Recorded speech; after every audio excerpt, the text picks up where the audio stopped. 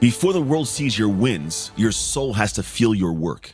It's the reps nobody applauds that produce the wins that do, all through a shifting of your identity into a dominator. This is all done in the dark every single day. So let me be your guide as I welcome you to this episode of the Dark Work Daily.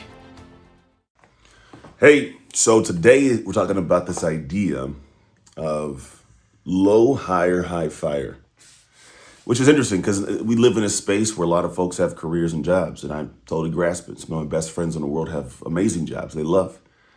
But for being honest, there's always something that happens as you get older that you start to assume you're not worthy, and you start outsourcing your sense of pride to your career or your sense of worthiness to where you're at in your career, maybe your title or whatever it may be. But the truth is, I don't think we grasp you never actually lose any value.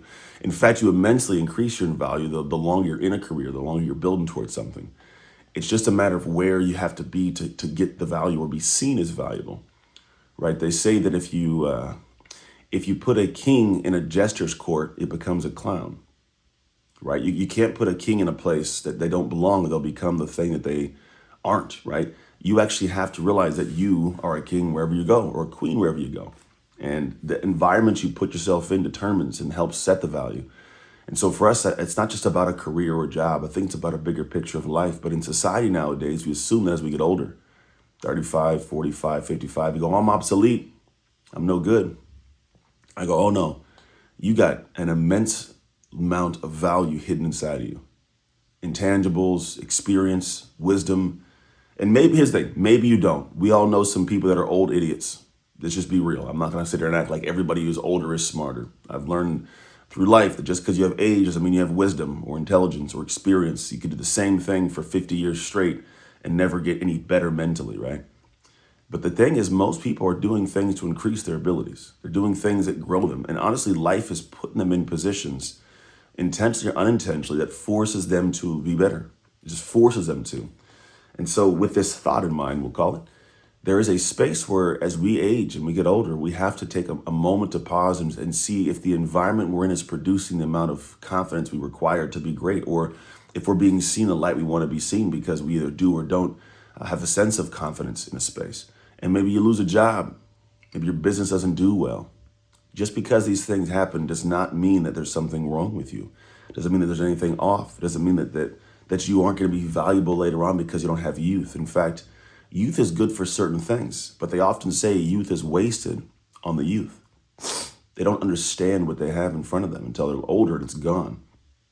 The rare ones grasp it, that you have a space to dive in, grow, and expand, not to party away your 20s and then show up in your 30s and try to get to work now. But if you can do things at a great level, you can function. But let's say you're past that point.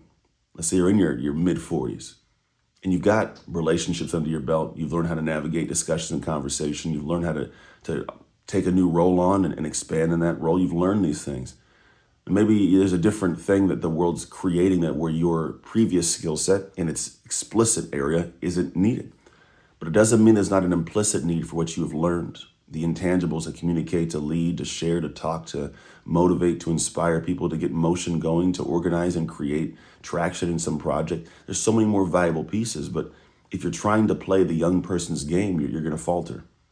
You're not a young person anymore, nor am I. I don't play the young person's game. I utilize the young and energy and the people that are there in a way that helps everybody win. I want to see them win. So I want to be able to show up and properly organize and direct that energy they have to be able to get the best result. I also want to realize that there's certain things that they can do energetically and communicative wise, or even having a different sense of the world that I should tap into and bring my wisdom into. And when you do this properly, you find that you're not this waste of space. You're not this burden on society. You're in fact a humongous asset if you see it that way. But too many people are looking at things the wrong way. We're trying to play this competitive comparison game that doesn't win. You can't win in that game because there is no winning that game, except for you feeling like you're less than when you're not.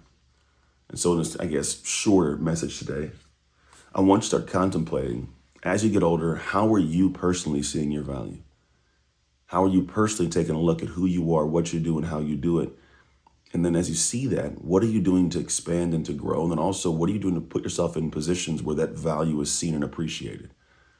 If the value isn't seen and appreciated, then well, you start to feel like you aren't seen and appreciated when it might not even be the case. So take a moment to step back, take a look at the life you're living, and ask that question. Am I in a position where I have so much more to give and I'm not giving it? Or maybe I have so much more to give and I'm not seeing where I can give it. And then make a decision from there. If you do it properly, you'll find that you can take all the things you have inside you and run them up the flagpole and find ways to be incredibly valuable. But here's the truth. No one's going to try and find the value in you but you. So find it and share it. If this episode stirred something in you, good. That means there's work to be done. Don't ignore it, because listening is just the beginning. Because real change happens when you engage and you commit. So I invite you to join the Dark Work community inside the Dark Work app, which is where you communicate with amazing people on the same journey as you. You can find it on the App Store and the Google Play Store right now. Step into the conversations that sharpen your habits, strengthen your identity, and keep you locked in to the Dark Work.